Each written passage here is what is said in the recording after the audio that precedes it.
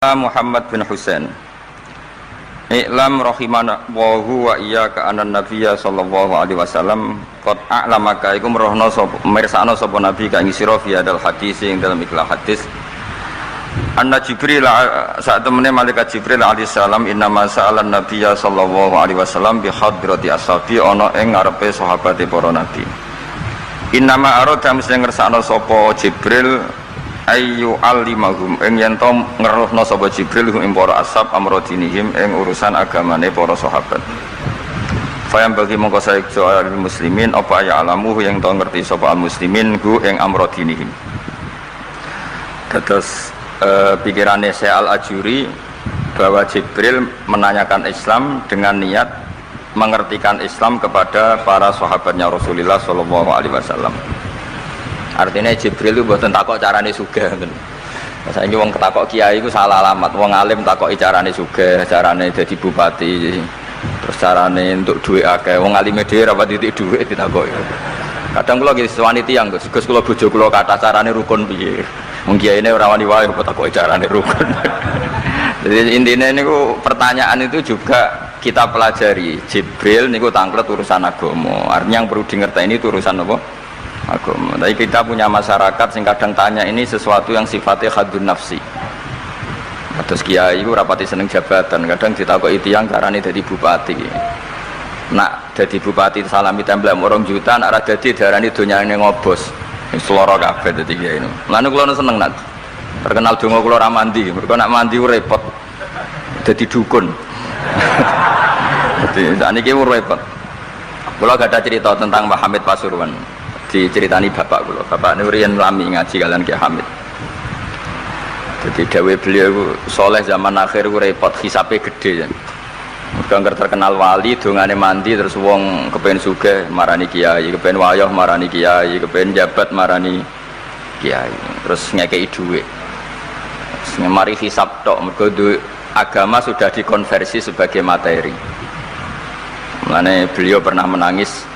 Aku soleh-soleh ku ngene golek ridane Allah kok dadi wong sowan ngekeki dhuwit, ngekeki gula terus somben piye aku ning akhirat.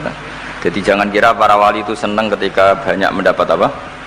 Penghormatan, karena takutnya kesalian ini terkonversi sebagai apa? Materi. Apalagi orang sekarang itu, kalau orang dulu tanya kan jelas ya, yas'alunaka madza yunfikun. Kalau uangnya banyak tanya, kula kekno sinten. Kalau ahli falak ya tanya yas'alunaka anil ahillah, ketentuan tanggal penanggalan komaria itu gunane nopo ya Rasulullah. Kalau punya warisan ya tanya warisan. Jadi intinya semua yang ditanyakan itu urusan apa? Agama. Maka kata Imam Syekh Al-Ajuri seharusnya pertanyaan itu ya urusan agama, dan yang harus diketahui ya urusan agama. Maka orang Islam yang harus diketahui ya urusan agama. Terus kalau mau istifadah kalian Ghazofur, memang di depan umum itu penting supaya tidak ada al-qila wal qol. Jadi ini kan diulang-ulang bihadrati ashabi. Ini dalam ilmu hadis itu penting sekali supaya ilmu itu mutawatir. Karena kalau sampai untuk ijazah ke orang tertentu, mau aku tok sih dijazah, itu biasanya malah dibodoni. Kayak bakul, sampai tok sing tak kei diskon. Agar wong ya aja wong ngene. Mulane nek dilkon ijazah di depan umum berarti kondang. Ada khusus bahaya. Niku mesti klenik nih. Ngene ku kanca kula sak kelas kalian Gus Munib. Jadi orang itu, makanya saya ngaji itu pede di depan umum. Karena kalau salah ya dibenarkan Gus Zofur, kalau bener juga ganjarannya ada. Tapi nak ngaji mbek wong loro dhewean niku terus kok cocokan. Nak salah aja kodo-kodo ya kan. Jadi memang ilmu itu suka yang mutawatir saya karena validitasnya jelas. Makanya dulu itu dikaji ya. Hadis kok enggak mutawatir itu enggak mutu. Paling firrut batil ulya tentu yang apa? Mutawatir. Dikatakan bi hadrati ashabi atau ketika Nabi khutbah. Apalagi pidato Nabi di hajatil apa? Wada. Sehingga hadis ahad itu banyak yang masalah. Karena satu ada subjektivitas rawi. Kalaupun sahih itu ada subjektivitas rawi. Seperti yang diceritakan Gus Sobur tadi, Abu Dzar itu orangnya soleh, tapi punya subjektivitas kesolehan yang sangat individualistik, sehingga beliau diasingkan sama Sidina Utsman di Robadah gitu. Karena apa, kesalehannya ini bikin publik itu agak gaduh. Nggak kebayang kalau para sahabat itu ngikuti siapa? Abu Dzar. Karena ada kesalehan pribadi yang mengganggu kestabilan publik. Jadi Abu Dzar nanti kan diberi kesempatan pidato, seneng dunia orang di duit rapopo, gak batik, gak popo, gak pidato, gak urip mau sedih wahnya. Mau itu kan Pekalongan fakir kabeh. Mau orang iso gawe acara pengajian itu. Sehingga kesalahan-kesalahan pribadi itu ya dianggap Abu Dzar soleh, itu urusan beliau. Makanya komentar Imam Ghazali tentang Abu Dzar, faqad kana min ashabi Rasulillah man huwa a'lamu minhu wa man huwa awra'u minhu. Tapi ternyata tidak punya pilihan kayak Abu Dzar. Beliau itu nanam anggur saja nggak berani, karena takut sebagian anggur kalau terbeli pasti sebagian itu dipakai syaribul khamr. Jadi kira-kira kalau Abu Dzar hidup sekarang nggak berani beli pulsa, karena digoweanan kadang demenan macam-macam. Iya kira-kira nggak berani jual pulsa. Mungkin jual badik juga agak berani. Nak kanggo wong ngengkek kan terus tinggo ngerayu wong lanang juga berani kira-kira seperti itu. Nanti jual pulpen ya gak berani, ya nak dituku santri gue ngaji, nak dituku mereka gue korupsi tanda tangan gue. Jadi, wah itu kalau jadi gerakan masif kan orang bisa mati semua ini. Masyhur itu khilafnya Abu Dzar dan Sayyidina Utsman radhiyallahu anhu. Jadi sehingga saya sendiri secara pribadi itu sering ikuti Mbah Mun yang ngendikan di depan publik. Meskipun saya sering, terutama Gus Zofur tentunya, sering dapat wasiat khusus. Tapi saya tetap lebih seneng yang ngendikan di depan publik, karena ukurannya lebih jelas. Ya saya ulang lagi, ukurannya lebih jelas. Satu, saksinya banyak. Dua, pasti itu ukuran umum. Cek sing cerdas, setengah cerdas. Tapi kalau dihentikan khusus kan, cung. Jadi kiai itu ya nak subuh aja kodok. Itu kan nasihat campur ngenyak itu. Itu kan. Karena apa ya, itu kan agak-agak ngamuk tapi halusan itu. Itu. Jadi, tapi kalau umum kan standarnya jelas, apa? Standarnya apa? Jelas. Ya saya teruskan. Jadi bihadrati ashabi itu menurut saya kata kunci karena pentingnya mutawatir. Terus menyangkut pertanyaan tadi yang Gus Zofur bilang enggak semua pertanyaan harus dijawab. Sebetulnya saya juga ngeritik. Enggak semua yang diunek-unek sampean itu takokno. Kadang wong yo takok nasib, Gus. Kita misalnya saya itu sering punya utang 1 juta, gak iso nyaur. Kadang wong takok, kalau diutang 1 miliar caranya nyaur piye? Wong kene diutang 1 juta error carane nyaur kok ditakoki sak utang ya napa? 1 miliar. Kulo nu di santri, bojone niku 3 wong sugih. Kowe ora kesuwan kula takok carane ngrukono bojone. Ya kene bingung, piye carane? Bojo sitok kowe kudu urip malah. Ditakoki bojo napa? Nah ternyata santri itu terinspirasi oleh cerita-cerita. Syaratnya wali itu kudu di bojo cerewet. Nak sitok cerewet wali apa meneh nak telu, dia cara berpikir begitu. Nah itu yang bojo pertama itu ngancam nak masih sah dengan istri kedua ketiga mau bunuh diri. Terus dene nate nyuwun sewu melafatkan tolak. Terus takok teng kula, niku termasuk mukroh napa mboten Gus? Karena saya melafatkan itu dipaksa, diancam. Bojo pertama mau nopo? Diware. Lah iku nang fikih kan hanya ada syartul ikrah, itu mukrih harus mampu mewujudkan mahaddadahu. Kena arah Mekah tak pateni. Ini ndak kasusnya unik. Umumnya bab ikrah di fikih kan nak ora ke tak pateni, ini ndak, ini kasusnya beda. Nak rabuk turuti aku mati. Itu kan bingung. Ya saya seduarian Gus Zofur ya jawab wallahu alam. Nunggu Jibril ya sudah akan datang gitu. Artinya gini ya, problem kita kekinian itu setiap masyarakat punya iskal atau punya grundel itu ditanyakan kiai. Padahal seharusnya tidak sesuatu yang harus apa ditanyakan. Misalnya kayak gawane di bojo akeh ya mesti sumpek, ngurmat wong wedok sitok sumpek kemudian telu. Terus gawane wong duwe utang akeh ya sumpek. Hal-hal seperti itu kan lazim. Sebenarnya nggak perlu ditanyakan, wis biasa wae standar. Tapi kita ini sering menuntut orang lain menjadi solusi ya bagi orang itu. Makanya saya kalau ngajar di Jogja itu sering cerita begitu. Problem orang kota itu adalah kalau punya beban itu dibebankan ke negara atau ke kiai atau ke ustadz. Padahal beban ini sebagai hukuman karena kesalahannya apa? Sendiri. Saya masih ingat betul ketika kasus Aid. Mbah Mun itu orang yang sangat syafiq li ummati, sangat syafiq lah, sangat syafaqah pada umatnya. Ketika ada seorang dokter peneliti obat Aid, itu sangat tertantang, dia sangat obsesi bisa menyembuhkan aid yang karena free sex ya, bukan karena ketularan. Saya ulang lagi, yang karena seks bebas, bukan karena ketularan. Itu tidak biasanya yai duko. Baru pertama itu saya melihat yai itu agak duko. Terus beliau tidak jawab, tapi setelah dokter itu pulang ngendikan begini, pangeran itu kadang ngersano kabeh itu ono sanksine, cara bahasa modern ono sanksine. Ya tujuannya pangeran itu wong ben tobat, ben balik nang Allah. Jadi ono wong uripe ngawur diutang, ya sanksine wong urip ngawur diutang ben uripe apik. Intinya Mbah Mun tuh mau ngendikan kesalahan itu pantese ya ono sanksine ben wong tobat. Lah saiki kiai iku nek ditakoki ngono berusaha cari solusi sanksiku, padahal Allah kepengen memberi sanksi. Enggak sampean misalnya zaman mondok ras regep terus bareng saiki dadi kiai bingung terus kula kan dadi solusi Gus kayak donga laduni. Wong pangeran ngekeki sanksi kuwe zaman mondok ras regep. Ben ora rasane isin maca keliru di depan umum. Malah yo ijazah napa? Laduni. Jadi itu pelajaran bagi saya menurut saya. Jadi kata Mbah Mun, la'allahum yarji'un itu la'allahum yantahun yang di Quran itu satu kesalahan itu pasti Allah itu menghendaki ada apa? Sanksi. Tentu maksudnya Allah baik supaya tobat. Tapi sekarang sanksi itu mau dihilangkan. Kadang konsultannya itu kayak bojo kepengen minggat, sing lanang tak takoki kena apa? Mun lami Gus boten kula nafakoi. Ya aku yang mending normalnya aku minggat, aku terlambat bojomu kepengen minggat saiki aku terlambat. Kudune wis wingi-wingi. Normalnya wong lanang ra tanggung jawab, mencen sanksine bojone minggat. Jadi cara kula kiai ini ra perlu memberi napa? Solusi. Tak takoki lah minggate tek diteng-teng tuane. Berarti bojomu pinter. Wis ngerti sing lanang ra kena deloki melok wong tuane ya menika. Dadi nah seperti itu menurut saya semua kiai itu harus kayak saya dalam bab itu.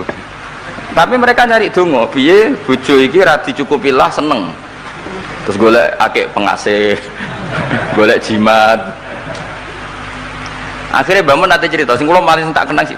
Akhirnya kiai ini nganti lali ya.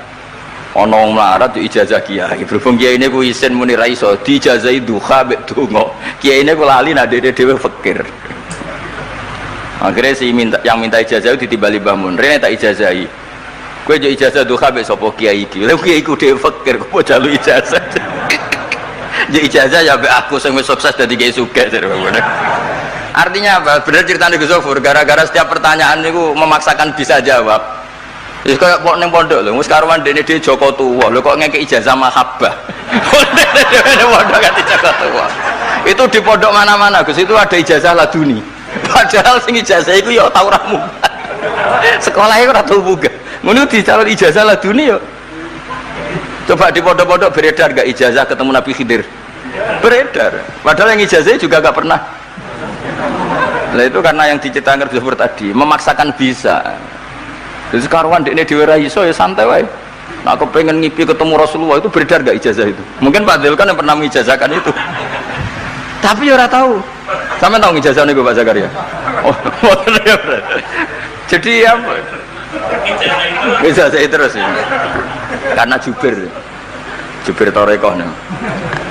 Jadi intinya kalau tidak bisa ya bilang saja tidak bisa. Sampai apa? Jangan kita lupa tadi ya. Sampai lupa daratan tadi karena problem negara kita termasuk itu. Semua intelektual, semua pakar kalau ditanya semuanya jawab. Maksudnya kan gaduh. Semuanya punya rumus, semuanya punya versi. Maksudnya gaduh. Misalnya pemerataan Indonesia rumusnya gimana? Yang satu bilang wah ibu kotanya dipindah. Yang satu bilang enggak, harus ada sentralisasi di Jawa supaya ada kualitas A, ada kampus terbaik, ulama terbaik. Kalau diratakan nanti kemampuannya rata itu justru enggak bagus. Yang ketiga enggak, wah kualitas demokrasinya dijaga. Yang satu enggak, demokrasi tanpa ekonomi enggak bisa. Wah. Nak sehari santri ya sedunia rasa pikir, besok mati ben. Nah itu kan karena memaksakan jawab, akhirnya ada kegaduhan tadi. Semuanya paling benak itu soalnya takoi, semuanya wawahu. Alam senajan to sing takok muni wis suwe mbah. Gak masalah itu sepenting. Ya saya teruskan. Wa amal imanu fawajibun ala kulli muslimin ayyumina billahi azza wa jalla wa bi jami'i malaikati wa bi jami'i kutubihi allati rupane kutub anzalha Allah ala rusuli wa bi jami'i anbiya'i wa bil mauti wa bil ba'si min ba'dil mauti wa bil jannati wan nar. Wa bimalan kelan perkara jaat bihi bala saru pira-pira hadis utawa pira-pira riwayat fi ahaditsa ing dalem pira-pira hadis ukhara kang liya-liya. Mislu ayyumina bisirat kelawan timbangan wal kelawan rat apa wat. Nah kiye kono maknani wat jembatan wal mizan wal khaut wasyafaah wa bi adzabil qabri. Lan termasuk ini sing khasi ahli sunnah wa bi qaumin dan iman kelan anane kaum yukhrajuna kang dentokno sapa kaum minan nari saking neraka. Ini yang mulai khasnya ahli sunnah wal jamaah aswaja kita. Kita harus iman kalau nanti itu ada keluarga. Saya tahu persis teks ini ada di Sahih Muslim ketika zaman tabi'in yang masih ada sahabat banyak. Sebetulnya bukan zaman tabi'in banget karena zaman itu masih banyak apa?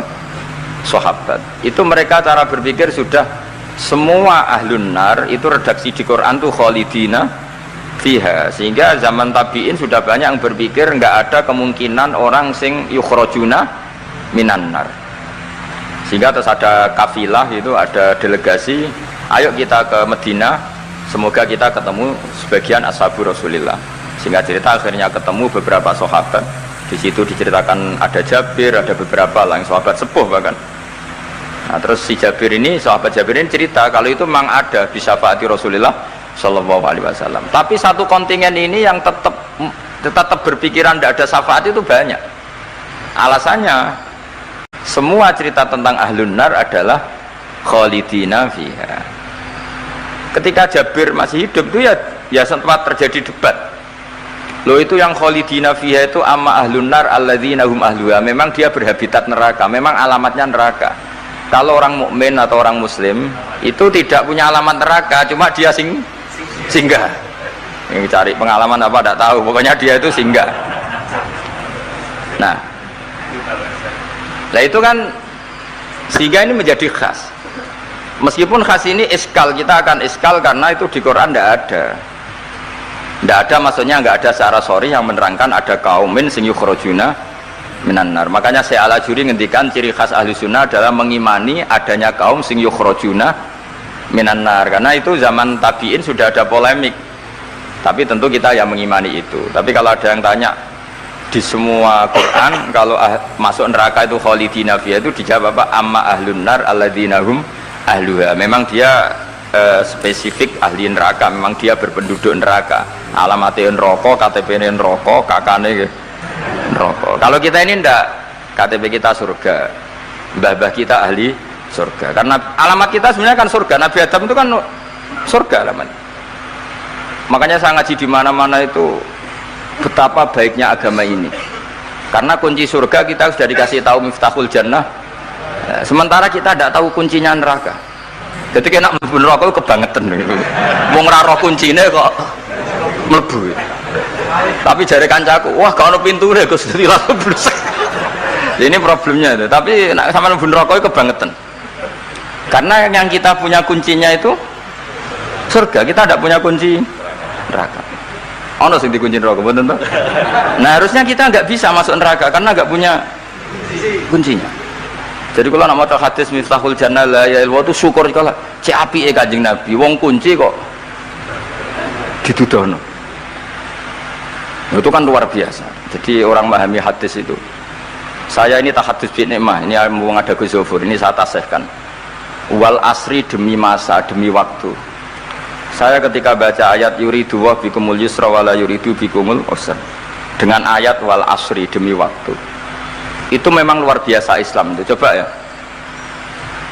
kita baca kalimat tauhid itu kan hanya butuh waktu setengah menit, mungkin tidak ada la ilaha illallah Muhammadur Rasulullah. Waktu yang sesikat itu bisa menghapus kekafiran di masa lalu. Jadi misalnya orang kafir 70 tahun itu terhapus kekafirannya hanya dengan singkat melafadzkan la ilaha illallah Muhammadur Rasulullah. Dan waktu pas dia melafadzkan syahadat ini momen paling dikenang ketika nanti di akhirat. Wal asr, demi waktu. Jadi artinya apa? Momen terbaik kita adalah ketika melafadzkan itu. Dan kalimat itu mudah dan sah, asal belum yughorghir, belum keler-keler, sah. Dan tanpa syarat. Misalnya sholat tidak butuh suci, butuh nutupi aurat, butuh melakukan rukun dan syarat. Syahadat enggak. Lau talaffadza kafirun bi hadhi syahadah mesti apa sohat hadhi syahadah. Padahal kafir urung adus ijek junub. Itu langsung sah. Betapa mudahnya agama ini, kalimat yang menyelamatkan orang-orang dari neraka kemudian nggak banyak prosedur untuk menjadi sah. Nah ini saya cerita ya, betapa agama ini mudah. Ya kan, kalimat yang bisa menghilangkan kekafiran kemudian tidak banyak syarat. Coba kalau kamu mau sholat, syaratnya kan macam-macam. Mau zakat, syaratnya macam-macam. Tapi kalau mau bersahadat, orang kafir kalau bersahadat itu ada syaratnya enggak? Ya syahadat saja. Yaitu wal asr, demi waktu. Betapa Islam itu menghormati waktu, momen paling penting tentu kenangan kita adalah baca apa? Syahadat. Sehingga setiap Nabi ditanya iman atau Islam, tadi kata Gus Zafur gak boleh dipisahkan ya. Ukurannya antas syahadah alla ilaha illallah wa anna muhammadar rasulullah. Ya saya teruskan ya. Jadi khasnya kita adalah meyakini wa biqaumin yukhrajuna minan nar, lan kita kudu yakin anane kaum yukhrajuna kang den tokno sapa kaum minan nari sangen neraka fayudkhuluna mongko den lebokno sapa inubi ahlul haq min ahlil ilm. Atau yang mirip-mirip ini yang diimani oleh ahlul haq min ahlil ilm. Wa yajhadu biya ahlul ahwa wal bidah, meskipun diingkari oleh ahlul ahwa wal bidah. Jadi satu keyakinan sing diyakini Imam Ghazali, ulama Azhar, ulama ahli sunnah, meskipun keyakinan itu ditolak oleh ahlul ahwa wal bidah wad dolalah. Mimman saking wong hadzara kang medekno na ing kita hum ing man sapa annabiyyu. Jadi bacanya mimman hadzarana humun nabiyyu. Mimman saking wong hadzara kang ngekeki peringatan medekno. Maksudnya Nabi mau warning kita, memperingatkan kita agar takut mereka. Mimman saking wong hadzara kang medekno na ing kita hum sangka man sing dolalah wau sapa annabiyyu sallallahu alaihi wasallam wa hadzarana lan medekno na ing kita hum ing anut man sing dolalah wau sapa sahabat para sahabat wa tabi'un lan sing para anut lagu maring sahabat biasanin wa ulamaul muslimin lan yang memberi peringatan itu para ulama-ulama Islam. Ya, terus kita harus menghindari perilaku tertentu yang perilaku itu zaman Nabi sudah sangat diperingatkan. Misalnya yang masyhur itu Khawarij. Khawarij itu kelompok yang sangat soleh secara zahir. Yes, ibadahnya kata Rasulullah siamu laisa siamukum kasiyamihim wa qiyamukum kami qiyamihim. Jadi puasa kamu sahabat enggak sehebat puasanya orang apa? Khawarij. Ibadah kamu tidak sebanding ibadahnya Khawarij, tapi mereka sangat biadab. Yamruquna minaddin muruqasahmi minar ramiyah yaqra'unal Qur'an la yujawizu hanajirahum. Dan diantara kesolehan yang berlebihan ini kata Nabi apa? Yuqatiluna ahlal Islam wala yuqatiluna ahlal ausan. Kalau dijak musuhi sesama Islam semangat, tapi dijak musuhi yang jelas salah tidak semangat. Ini kelompok sing hadarona humun nabiyyu, kelompok yang kita diperingatkan Nabi untuk sangat apa menghindari. Karena logikanya jelas ya, orang yang kafir saja inginnya Nabi menjadi muslim dengan diajarkan syahadat. Tapi ini orang yang sudah muslim, seleranya Khawarij, dikeluarkan dari Islam. Tahlilan kafir, kuburan kafir, nyekelake kafir, apa saja menjadi kafir. Ini pertanyaannya kan, inginnya seorang Nabi itu kan tentu dari kafir menjadi muslim. Ini yang sudah Islam menjadi kafir. Maka cerita-cerita di beberapa ulama, ini kenangan saya ngaji di sini. Ini sekaligus cerita penutup. Ada orang ekstremis ketemu Islam alim. Terus ketika melihat ahlul ma'asi itu maksiat, ahlul ma'asi ketika maksiat, sedang maksiat, sebaiknya orang-orang Islam seperti itu mau saya bunuh, mau saya bom. Ini yang cerita orang-orang alim ke saya. Terus kata si orang alim tadi, lau annahum matu, kalau mereka benar-benar mati final maksiyah itu aina masiruhum, lalu mereka kemana? Si yang keras tadi bilang ilanar, karena mereka mati apa final maksiyah. Terus jawabnya yang alim tadi, akan dzalika muradan nabi, apa umat Islam mati kemudian min ahlin nar itu yang dikehendaki Nabi? Untungnya yang si ekstremis tadi agak alim. Ya enggak, Nabi inginnya umatnya itu ya mati tidak masuk neraka. ya sudah jangan bunuh sekarang, kasih kesempatan apa? Tobat. Untungnya si yang ekstrim ini termasuk min ahli ilm, dia nerima konsep itu, nerima. Itu jadi pelajaran dialog kealiman. Dan kita menjadi moderat bukan karena liberal atau sekuler. Memang kita baca hadis-hadis misalnya inna wuha yabsutu yadahu billail yatuba musiun nahar wa yabsutu yadahu bin nahar yatuba musiul lail. Allah yang Tuhan saja inginnya itu menunggu tobatnya mereka, bukan mengakhiri mereka dalam keadaan tidak tobat. Jadi ini supaya jadi faham, menjadi khas kita. Ya Allah yang Tuhan saja inginnya kan menunggu tobatnya mereka, bukan malah tobat itu kita hentikan ya dengan dibunuh ketika maksiat. Itu artinya kan kita tidak memberi kesempatan tobat. Sama sih ingat Mbah Mun sering cerita ke saya, aku corokon mileh, kata beliau, aku corokon mileh iku yo ora pati seneng ono terlalu tegas, terlalu apa, mergo Allah wae ngekei kesempatan. Ya tadi apa logikanya kan, Allah saja misalnya Allah Ta'ala selalu membuka tangannya di malam hari supaya yang tadi siang maksiat tobat di malam hari. Terus Allah membuka tangannya di siang hari supaya yang tadi malam maksiat tobat. Intinya Allah Ta'ala itu menunggu tobat, bukan menghentikan asbabit taubah.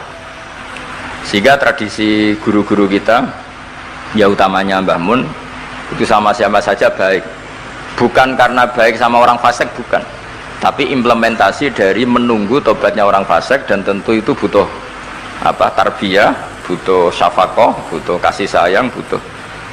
Saya masih ingat ketika beliau baca kitab di karangannya Imam Sya'roni itu Tambihul Mukhtarin, itu diantara madzhab Imam Sya'roni itu al-hikmah dolatul mu'min, itu beliau juga menambahkan wal fasik dolatul mu'min. Bukan sekedar al-hikmah dolatul mu'min, tapi al-fasik juga dolatul mu'min. Karena ketika seorang mukmin fasik ini seperti barang yang hilang, dia tercerabut dari akarnya, yaitu akar keimanan dan keislaman. Maka kita kata Imam Sya'roni, kita sebagai orang soleh harus menemukan mereka atau mengambil mereka untuk kembali. Jadi ini komitmen kita sebagai murid Mbah Mun, sebagai murid Syekhina Al-Alamah Kiai Maimun, supaya orang itu terbiasa seperti sifatnya Allah. Itu kan diulang-ulang, takhallaku bi akhlaqillah. Padahal jelas di Quran, ya qul ya ibadiyalladzina asrafu ala anfusihim la taqnatu mir rahmatillah. Dan Allah masih memanggil wa anibu ila rabbikum, ayo kembali. Kan enggak fair.